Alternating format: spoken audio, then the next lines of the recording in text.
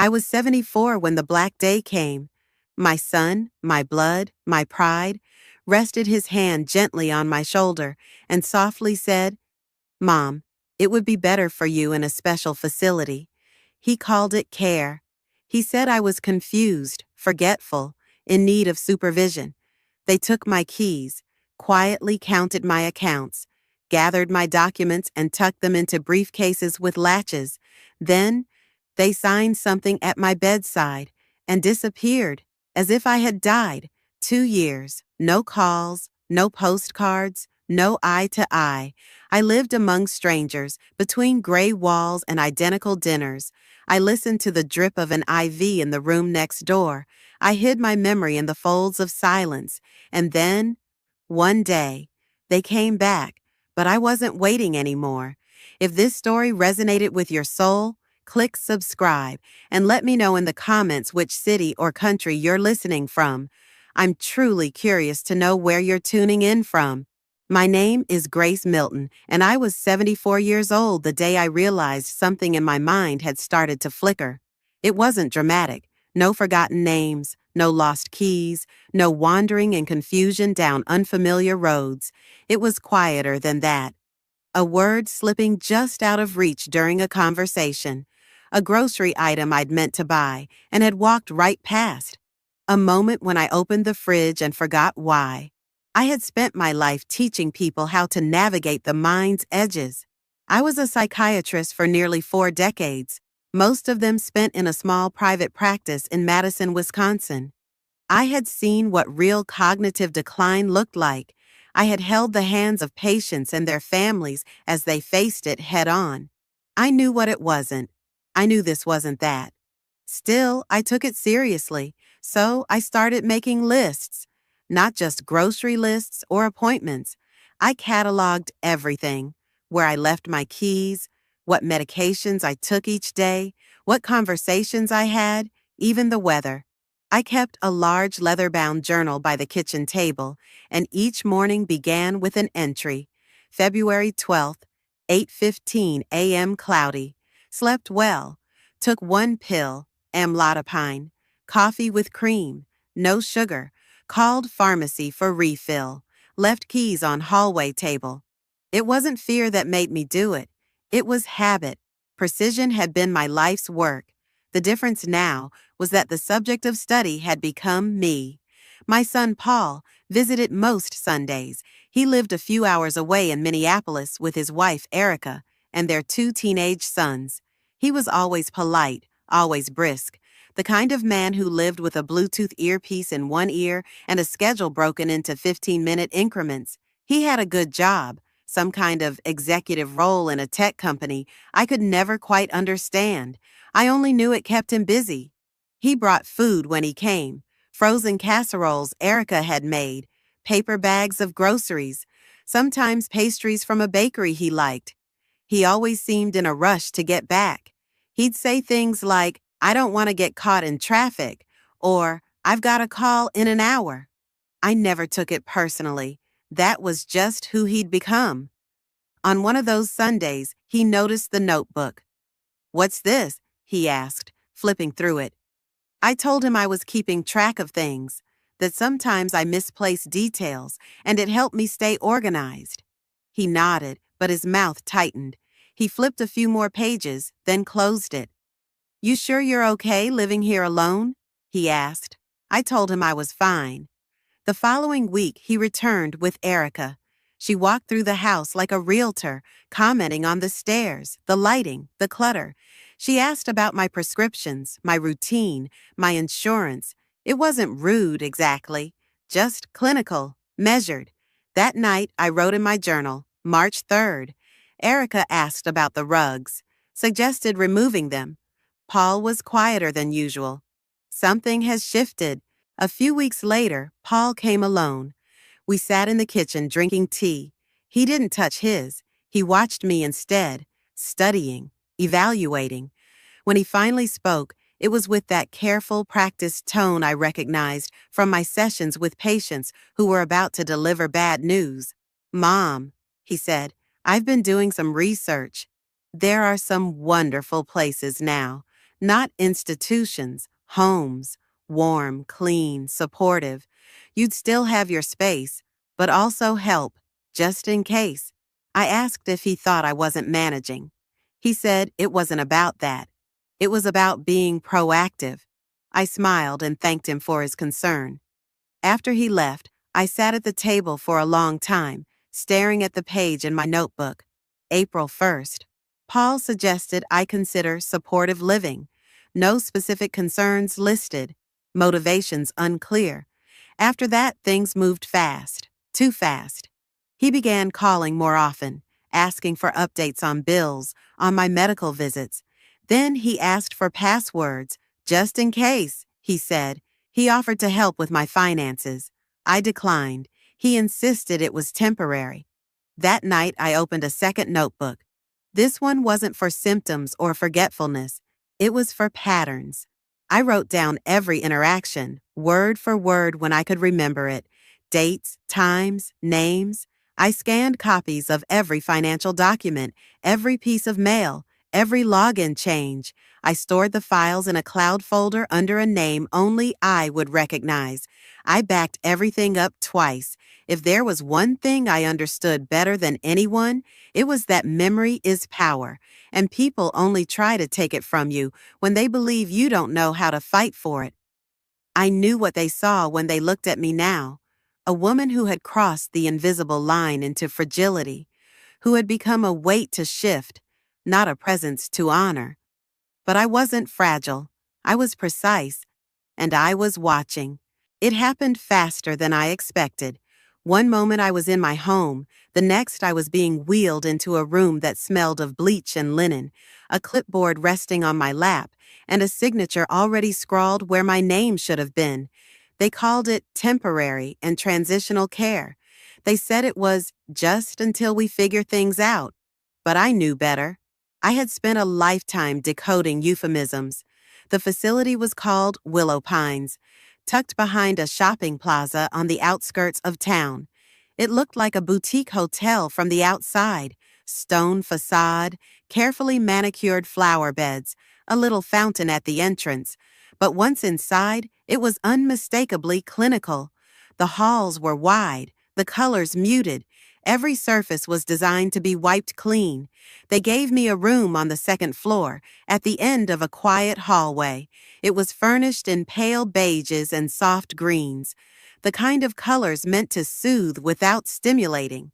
There was a twin bed with rails, a narrow wardrobe, and a padded recliner positioned just beside a large window that overlooked a sliver of the parking lot, and beyond that, a line of gray-leafed trees.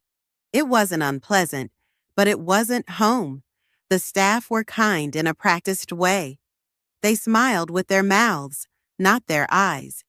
They addressed me as Miss Grace or Han, and their tone always carried the gentle lilt reserved for the very young or the very old.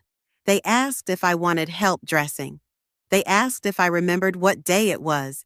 They wrote notes in binders when they thought I wasn't looking. I sat in that chair by the window every morning, pretending to read. But really, I watched. I observed the comings and goings of the staff, the rotation of nurses, the medication carts rolling by with a steady squeak of worn-out wheels. I memorized the schedule: breakfast at 8, group therapy at 10, lunch at noon, physical therapy at 2, dinner at 5, lights out by 9. It was a rhythm designed to flatten the days into something manageable. But for me, it was data. It was something to measure myself against. Each day, I recorded what I remembered: who visited whom, which patients cried during the night, which nurse skipped rounds. My journal entries became clinical again, like they used to be during my residency: detached, factual, intentional. I waited for Paul to visit. He didn't come the first week, or the second. I received a call from him on day 13. He sounded bright, busy, said he was letting me get settled, that he'd stop by as soon as work slowed down. I asked about the house. He said it was fine, that they'd started organizing some things.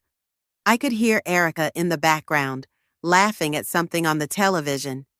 After I hung up, I closed my eyes and sat in the silence for a long time. The overhead light buzzed faintly, and outside, a crow cawed once, then flew off toward the tree line. I let the quiet wash over me, not as defeat, as recalibration. The residents around me existed in varying degrees of clarity. Some wandered the halls in slippers, talking to people who weren't there. Others stayed in their rooms, curtains drawn, eyes blank. A few still had sparks in them, sharpness in their tone, humor in their glances. But those were the exceptions. Most had surrendered to the routine.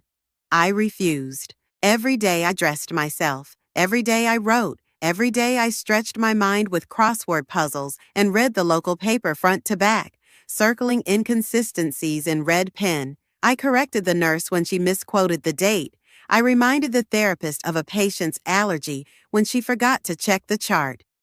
They thought I was improving, that the medication was helping, that the environment was stabilizing me. They didn't know that I had never declined. They had assumed.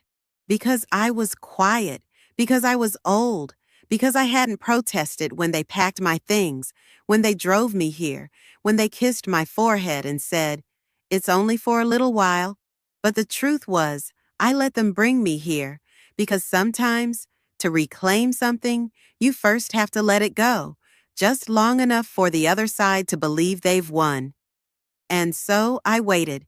Each day I sat in that chair by the window and let them believe their version of events. I listened, I remembered, and I planned. It was a Tuesday afternoon when I finally decided to ask for the documents. The light outside was bright and direct, casting angular shadows across the floor of my room. I had spent the morning as usual, in my chair by the window, knitting a scarf I didn't need, pretending not to notice the way the staff passed by with sympathetic glances. But that day, I felt something different stir in me, a kind of heat behind the ribs. It wasn't anger, it was readiness. I waited until after lunch, when the halls were quiet and most of the residents had retreated to their rooms for rest. The nurses used that lull to catch up on charting. I rolled my walker out of the room and made my way slowly to the nurses' station. Every movement I made was measured. I had learned to move just slowly enough to be underestimated, but just confidently enough to be left alone. When I arrived at the desk, Nurse Stephanie looked up. She was young, maybe 25, with a bun too tight and eyes that always searched your face for something broken. I told her I wanted to review my file. She blinked, hesitated, then recovered. She said she would need to ask her supervisor. I told her I would wait. And I did. I stood there for 13 full minutes while she made 2 calls and shuffled through 3 drawers. Finally, she returned with a large beige folder, the kind I knew too well from my own days in medicine. She placed it in front of me like it might bite. I carried it back to my room like it was made of glass. Once inside, I locked the door. I opened it slowly, page by page. At the top, in black marker, my name, Milton, Grace E. Date of birth, address, admission date. The first few pages were routine, notes from the intake nurse, dietary preferences, medication list, allergies, emergency contact information. I flipped through with increasing focus. Then I found the document, Power of Attorney. The page was dated 3 months prior. It listed Paul as my legal representative, health decisions, financial access, property management. My signature was at the bottom, but I hadn't signed it. I studied the handwriting. It was a near match. Someone had practiced. Someone who knew how I looped my M's and pressed too hard on the downstrokes. But I knew my own pen. I knew the pressure of my hand. I knew the slight tremor in my wrist when I was tired. This signature was too smooth, too clean. There were other documents, bank authorizations, letters from a lawyer I didn't remember meeting, consent forms for facility placement. Each one carried the same signature. Each one placed control firmly in Paul's hands. I closed the folder and placed it on my lap. I sat very still. I didn't cry. I didn't shake. What I felt was beyond those things. It was a cold clarity, like stepping out into a winter morning and letting the air freeze the inside of your chest. I had trusted him. That was the part that hurt more than the deception itself. I had let him into the soft, vulnerable places of my life. I had allowed him to become the keeper of my legacy, my choices, my home. And he had used that access like a scalpel, clean, deliberate, cutting away what he no longer wanted to deal with.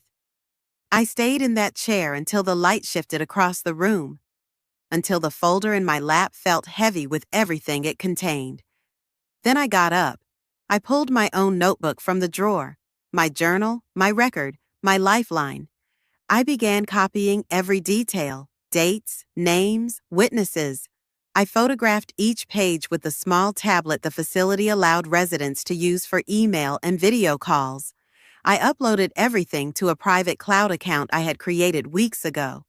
One he didn't know existed. That night, I skipped dinner. I waited until the halls were quiet again and made my way back to the nurse's station. Nurse Stephanie was gone. The evening shift had begun. Nurse Ellis was on duty, a kind-faced man in his 40s who never rushed his words and treated every patient like they still had their full story intact. I told him I wanted to speak to the facility social worker. I asked for a private meeting. He didn't ask why. He just wrote it down and said he'd make it happen. I returned to my room and stared out the window, watching the last of the daylight vanish behind the trees. The chair beneath me felt different that night, less like a perch for waiting, more like a command post. I had the documents now, I had the proof, but more importantly, I had something Paul had assumed I'd lost. I had time, and I was going to use every second of it. The day I left Willow Pines was uneventful by most standards. There were no goodbyes, no farewell parties, no weeping staff clinging to my hand. It was just a Tuesday. Cloudy, damp, and cool. The sky hung low over the parking lot like a wool blanket that hadn't been shaken out in years. I wore the same gray coat I had arrived in nearly 4 months earlier. It no longer felt like a shroud. It felt like armor. My bag was packed neatly, light enough for me to carry, but full enough to remind me that I wasn't leaving empty-handed. Tucked inside were photocopies of every forged document, legal notes from my meetings with the social worker and the ombudsman, my own meticulous timeline of events, and a letter from Judith, my new attorney. She had come to visit me 3 weeks prior, her heels clicking confidently on the tile as she walked through the halls of the facility like it was a courtroom. She didn't need a long explanation. One look at the documents had been enough. We had spent 2 hours together, and by the time she left, I had a plan, not just to leave, but to reclaim everything that had been taken in my absence. Nurse Ellis helped me to the car. He didn't ask questions. He didn't try to hide the relief in his voice when he wished me well. He had always suspected there was more to my story than the files suggested. Sometimes it doesn't take much, just one person who chooses to look a little longer. I took a cab to the city. I didn't want Paul or Erica to know I was gone. Not yet. I wanted to arrive in my life before they had the chance to prepare for it. The driver, a soft-spoken man in his 50s with a gentle laugh, asked if I was going home. I told him yes, and for the first time in a long time, it was true. When we pulled up to my house, I barely recognized it. The yard was still tidy, but it had lost its soul. The flowers were gone. The shutters were painted a sterile gray. The porch furniture was different, sleeker, more expensive, less lived in. It looked like a house waiting for resale. I unlocked the front door with the spare key Judith had helped me reclaim through the bank and property filings. The lock turned with a familiar click. The house greeted me with a cold silence. No scent of coffee, no hum of the radio, just air that hadn't been breathed in by its rightful owner for too long. Inside, everything was in its place, and none of it was mine. My favorite armchair had been replaced. The family photos had been taken down, swapped for abstract prints. The kitchen shelves were stocked with Erica's brand of cruelty-free everything. The coffee machine was new. The mugs were labeled his and hers. It was clear they hadn't just borrowed the house, they'd moved in, but the deed still bore my name. The accounts were being reviewed, and with every forged signature we'd uncovered, Judith had stacked a wall of legal firepower that they wouldn't see coming. I walked through the house room by room, reclaiming it without making a sound. I opened windows, let fresh air roll in. I pulled my blanket from the closet, the one Erica had tried to donate. I found the tea kettle, still there behind the juicer she'd never used. That evening, I made dinner for myself. Nothing elaborate, just lentil soup and buttered toast. I sat at the kitchen table and ate, while the late afternoon sun streamed through the windows, lighting the floor in golden rectangles. At 6:42 p.m., my phone rang. It was Paul. I let it ring once, twice, 3 times before I answered. He asked how I was, said he heard from the facility that I'd checked out, tried to keep his voice even, tried to sound like he was in control.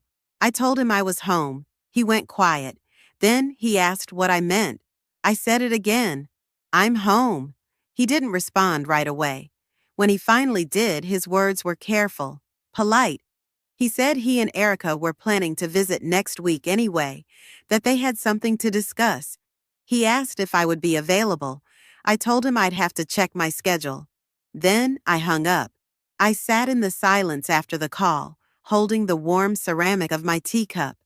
The walls around me felt like they were breathing again, slowly expanding, as if recognizing me after a long absence. I hadn't raised my voice. I hadn't kicked and screamed. I hadn't even knocked on the door. I had just returned. And sometimes that is the loudest sound a person can make. The day they came back was bright and strangely warm for late April, the kind of warmth that hinted at summer, but still carried the cool breath of spring in the shadows. I had spent the morning in the garden, hands buried in soil, replanting the lavender that Erica had dug up last year. My knees ached from kneeling, and my hands were streaked with dirt, but I felt more alive than I had in months, maybe years. I was on the back porch, sipping a glass of lemonade, when I heard the crunch of tires on gravel. Not a delivery truck, not the neighbors. I knew that sound. It was too slow, too deliberate. Paul's car. I stood, walked calmly to the front of the house, and waited. The doorbell rang once, and I let it sit there in the air for a few seconds. Just long enough. Then I opened the door. There they were, Paul in a blazer too formal for a casual visit, Erica in a pastel blouse, clutching a reusable gift bag with tissue paper peeking out of the top like a badly staged theater curtain. They smiled, wide, rehearsed, brittle, like salespeople knocking on a stranger's door. They both said my name as if it were a question. I didn't answer. Erica stepped forward, offering the bag. She said it was just a little something, a welcome home present. Lavender-scented lotion, gourmet cookies, a book on aging gracefully. I took the bag and placed it gently on the table by the door without looking inside. They looked around the entryway, scanning the house like tourists who had returned to a familiar place only to find the furniture moved. Paul cleared his throat. He asked how I was feeling, said I looked well. He gestured toward the kitchen and asked if we could talk. I nodded once and stepped aside. They followed me in, sitting stiffly at the table, while I moved with unhurried precision, putting on the kettle, selecting teacups, choosing a plate for the cookies they had brought. The whole ritual was painfully domestic, absurd in its civility. When I finally sat down across from them, Paul leaned forward and began the pitch.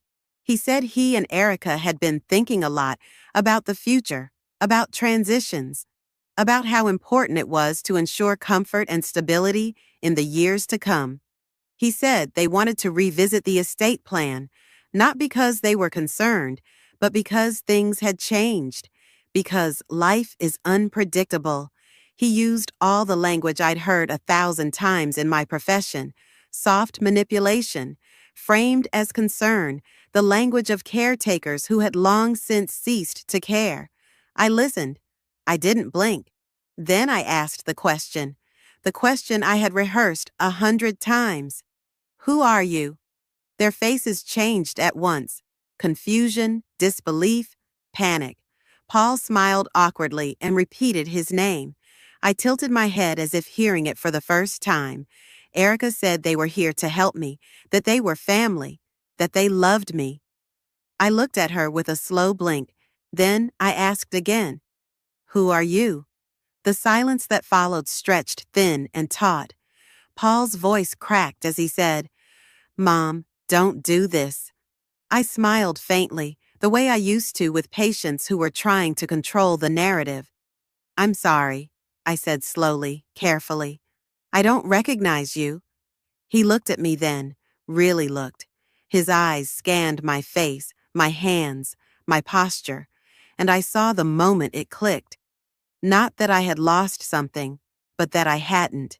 That I knew exactly who he was, and that I had chosen not to know him. Erica stood first.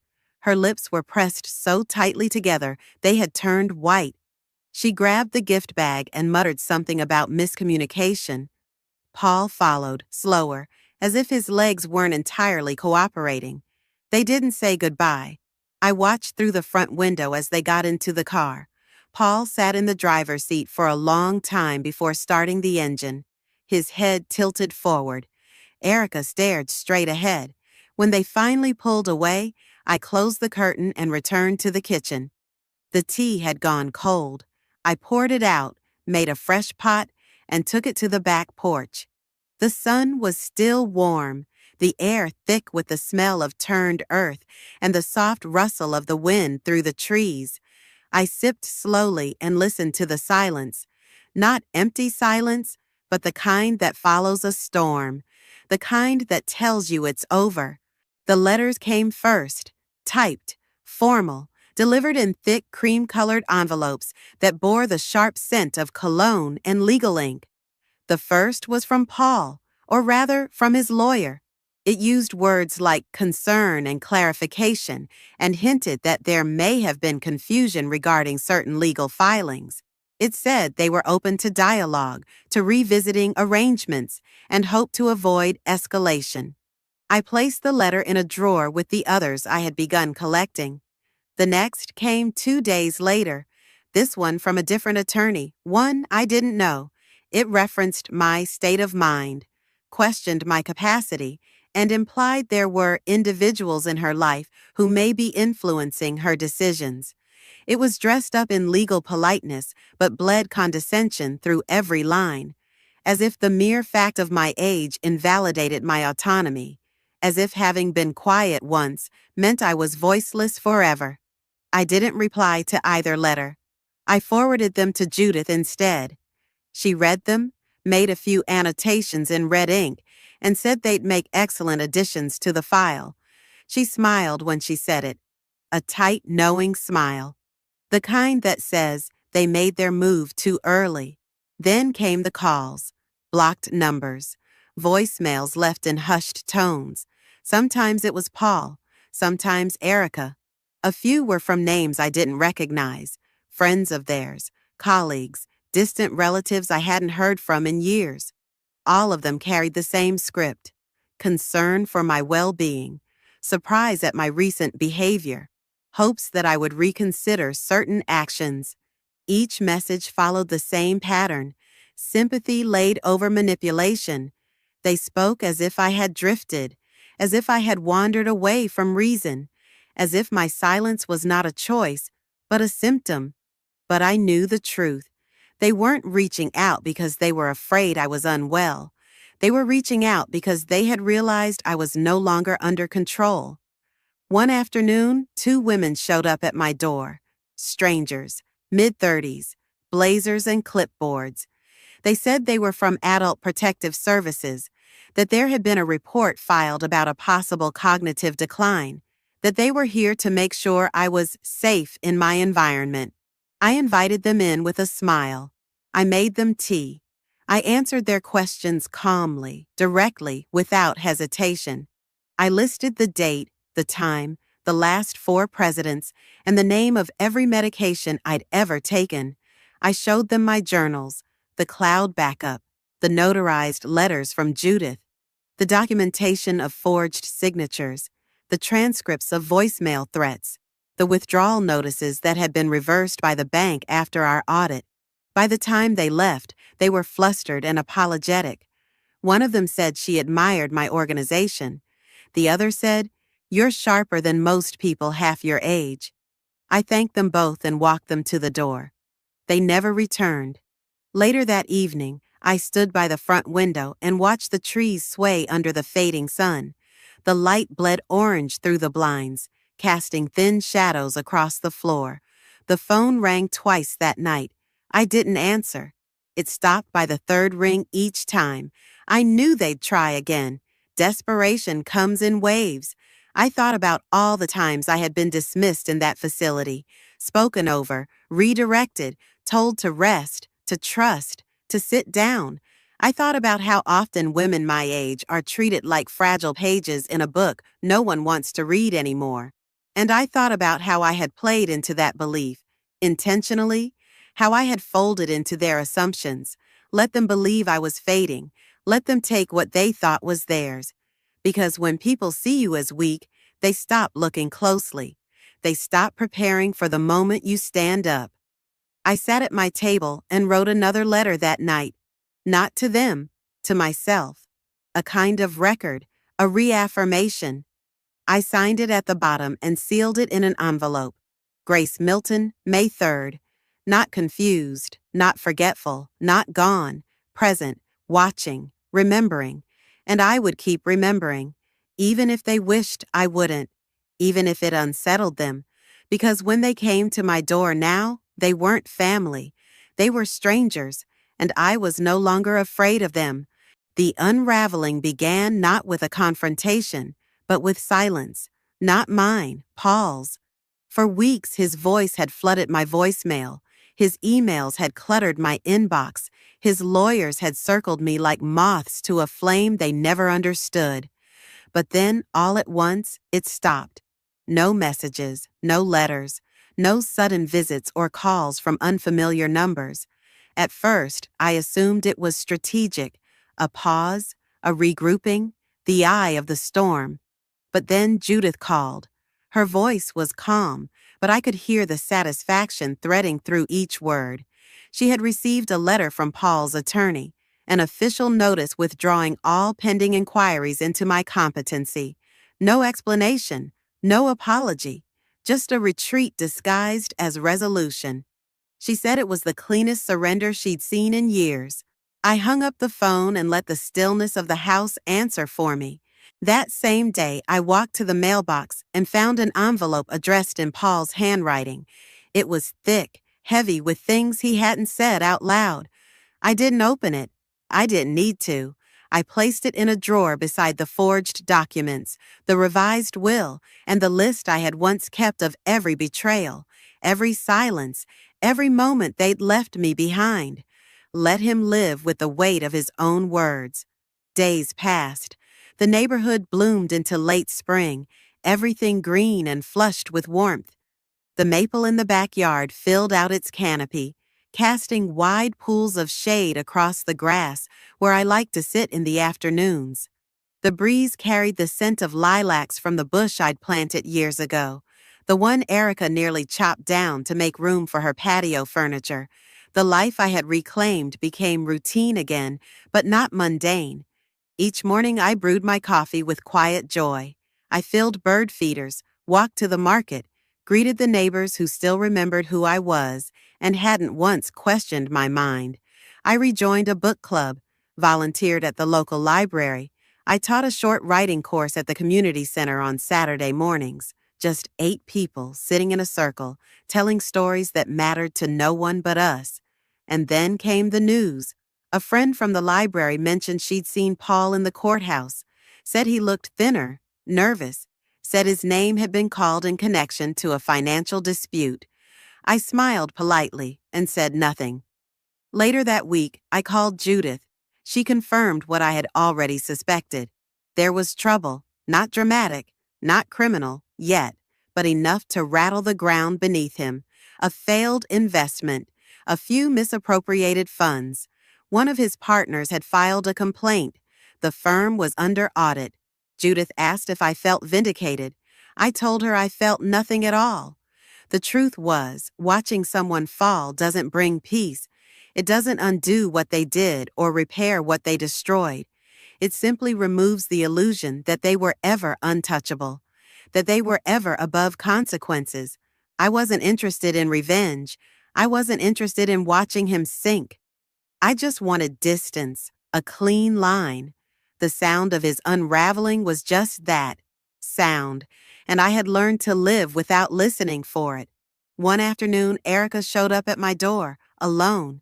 No flowers, no gifts, just her and a pale expression stretched too tight across her face. I didn't invite her in. She said she had come to explain. I told her I didn't need explanations. I didn't want context or excuses. I wasn't writing a psychiatric report. I wasn't looking for closure. I had closed the door the day I opened my eyes and realized how small their love had been. She said they never meant for things to go that far. I said that's what people always say when they've been caught. She looked at me like I was a ghost. I suppose I was. The version of me they buried had never truly died. She had just waited, quietly, until it was time to stand again. Before she turned to leave, she asked if I would ever speak to Paul again. I told her I didn't know who that was. She didn't cry. She didn't argue. She just nodded and walked down the front steps, her shoulders sagging beneath the weight of something she'd never bothered to carry before. After she left, I made myself a cup of chamomile tea, sat in the sunroom, and watched the light shift across the rug. The silence was full, not empty. A silence earned, not imposed. The unraveling wasn't just his. It was mine, too.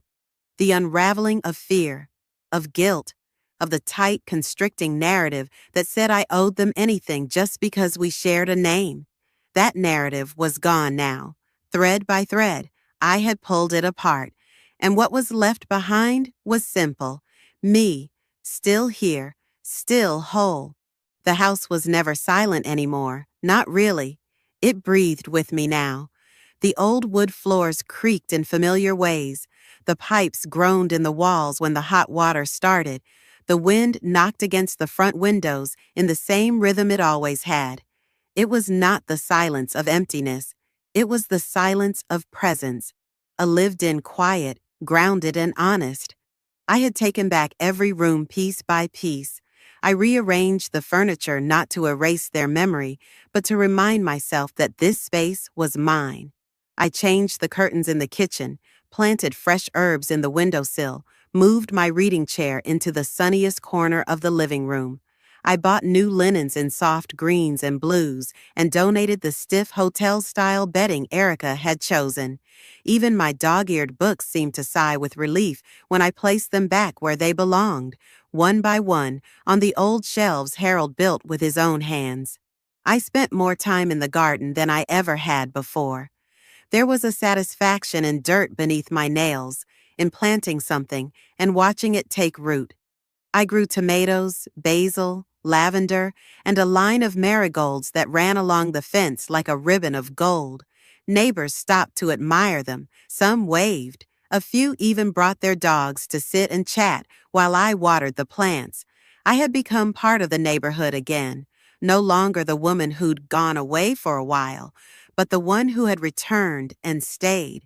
Every morning I woke with the sun, not because I had to, but because I wanted to.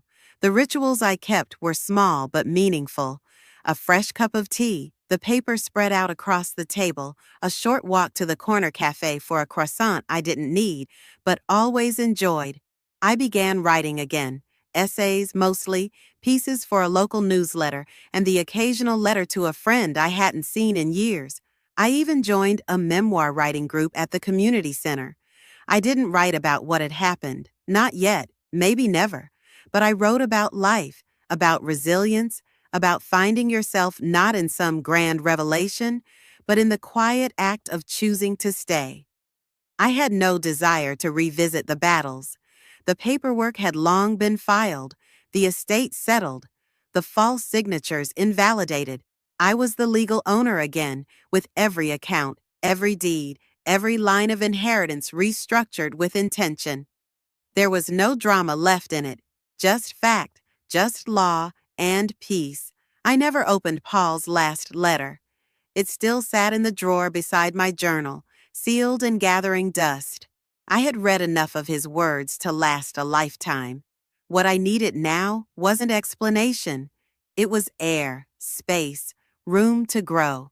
Some nights I would sit on the back porch with a blanket over my knees, the night sky stretching wide above me, stars pricking through the black like pinholes in a canvas.